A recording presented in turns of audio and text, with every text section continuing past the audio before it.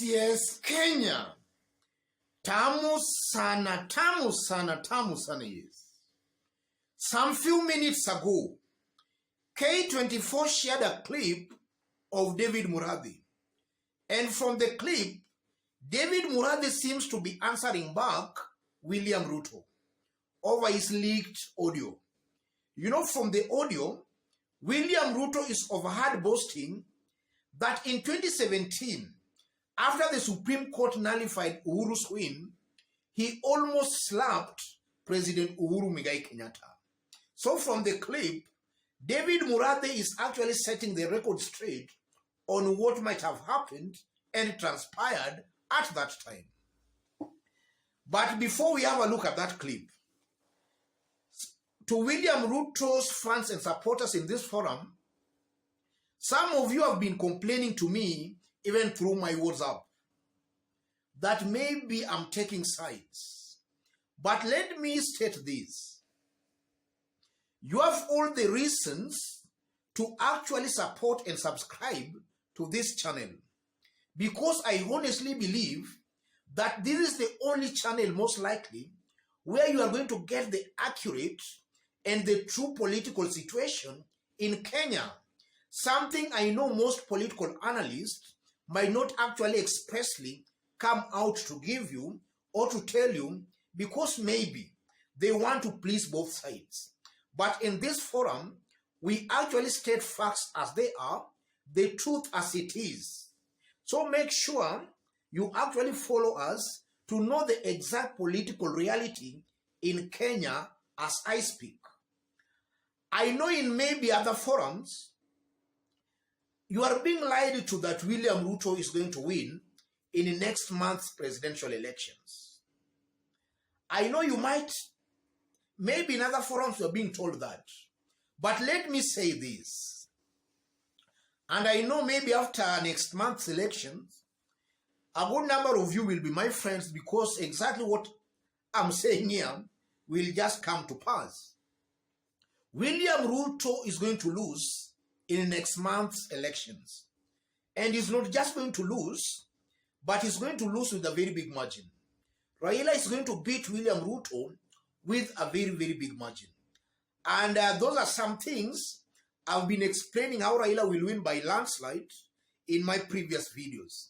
So make sure, ladies and gentlemen, you follow us for you to know the accurate and the true political situation in Kenya without being lied to. That is the truth, ladies and gentlemen. And now back to David Muradi's story. Let's have a look at that clip by David Muradi. And then, as usual, we are going to dissect it to see the message David Muradi is just trying to pass out to Kenyans.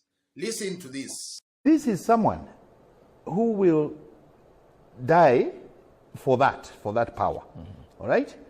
This is somebody who can even amend the constitution to remove term limits. He's saying it himself, that he cannot even contemplate leaving power. That, look, we have won this thing, how can we leave it? And the president is saying to him, look, it's not a matter of life and death. If that's the way they want to do, let's leave it. Let the Kenyans be in peace. Remember, President Uhuru is the only president who conceded defeat after 2002. This is somebody who is telling Kenyans that he's not about to concede defeat. I'm very fearful of what will happen, or what would happen, if the man is defeated, because he will be defeated. Number one, you can be sure he will not concede defeat. He said he would. He will not. He just said, than done. He's already demonstrating how he was not prepared to concede, even after the Supreme Court had found, not that we had lost the election, but they had found that the processes and the procedures applied by the IBC were the problem. Yes. The leaked William Ruto audio was just giving us one side of the story. The William Ruto side of the story. David Muradi seems to be giving us the other side of the story, Uhuru Kenyatta side of the story.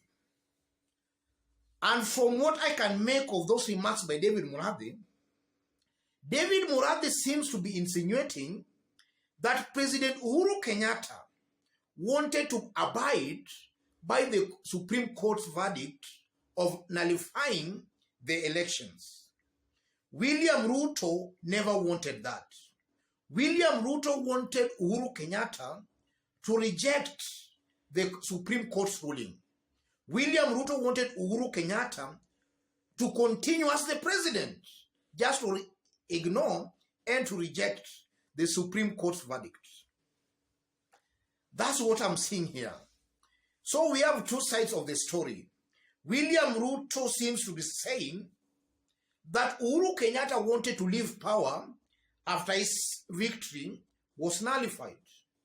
From listening to Murade, that's not the case. Murade is saying Uhuru Kenyatta just wanted to abide by the Supreme Court's decision and verdict. And then David Murade goes on to say that he knows William Ruto maybe next month will reject the presidential election results. And he's just giving us an example where he was trying to reject the Supreme Court's verdict on the elections. So in this video, I want us to have a discussion to see exactly what are William Ruto's options if he is defeated next month. That's the kind of a discussion and analysis I want us to have here. Yes. If you look at William Ruto is very good in creating false illusions. And one of the illusions William Ruto has actually created is that he's very brave and very bold. I tend to believe that's a false illusion and a false notion. Deep inside William Ruto is actually a coward. Why am I saying that? In 2007, after the elections, and after rumors had it that William Ruto was responsible for what befell gamer communities in the Kalenjin Rift Valley, I tend to believe William Ruto, out of his cowardice, was scared of his life. He felt afraid. And that made William Ruto to reach out very, very fast to the gamer communities and leaders. That's how William Ruto ended up working with Kibaki and Uhuru Kenyatta. He feared that maybe because of the allegation that he was responsible for what befell the gamer community in Rift Valley, he felt that maybe his life was in danger. So he was just afraid. He's a coward. That's why he most likely reached out to Kibaki and Uhuru Kenyatta. After next month's elections, I'm seeing a coward William Ruto who will maybe very, very fast reach out to Raila Odinga. And I'm saying that because William Ruto inwardly, he is not as brave as he's trying to portray himself. I'm seeing a scared William Ruto who knows that he's a marked man.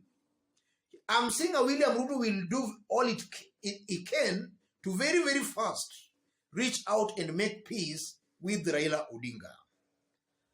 And I'm also saying that because I know it might be true that after the elections, William Ruto might even be tempted to reject the results and even proceed to the Supreme Court. And I'm also seeing a William Ruto who will also be tempted to maybe even call for mass protest or even for demonstrations the way Raila Odinga was actually doing. But I'm seeing that backfiring because immediately after the elections, the gamer community will abandon William Ruto. That will leave William Ruto with his only Kalenjin ethnic community.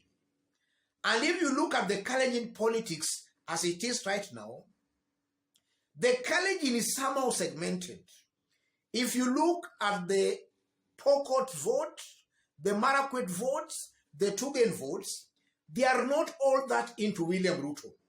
So even if William Ruto will call for mass protests, it won't be all that effective in his challenging community. In fact, for the few will actually come out, because I know a good majority will ignore and will reject William Ruto's calls for mass protest and demonstrations. And for the few will try, I'm seeing they will be canned thoroughly, and the following day or the next day, none of them will even dare or attempt to go to the streets again to demonstrate. And that is because William Ruto does not have fanatical supporters like the ones we have been seeing with Raila Amolo Odinga. William Ruto does not just have that kind of a support. So his calls for even demonstrations and protests will not be all that effective as Raila Amolo Odinga's protests. So William Ruto will be left a confused person, and at that point, he will very fast reach out to Raila Amolo Odinga. And Raila should actually not play into William Ruto's games. If Raila has actually political succession out of William Ruto, if Ruto is not part of his succession, Raila should make sure that immediately he assumes office, he should kill William Ruto politically. And how can he kill William Ruto politically? William Ruto has got a lot of skeletons in his closet. Let there be a total overhaul in the judiciary and a total overhaul in the independent institutions.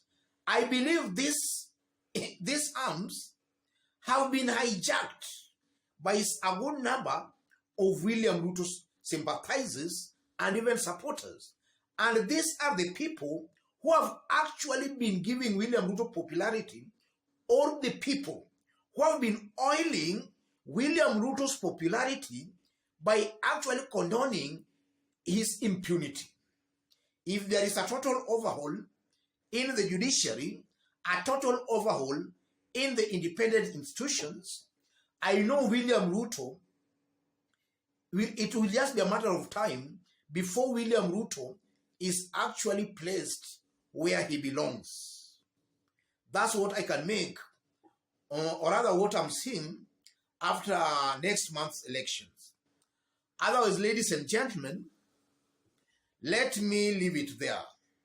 In case you are watching us for the very first time, but so far you have not yet subscribed, kindly subscribe. Give this video a like. Give it a like, please. To our fans and subscribers here, thanks for your support. God bless you. God bless Kenya.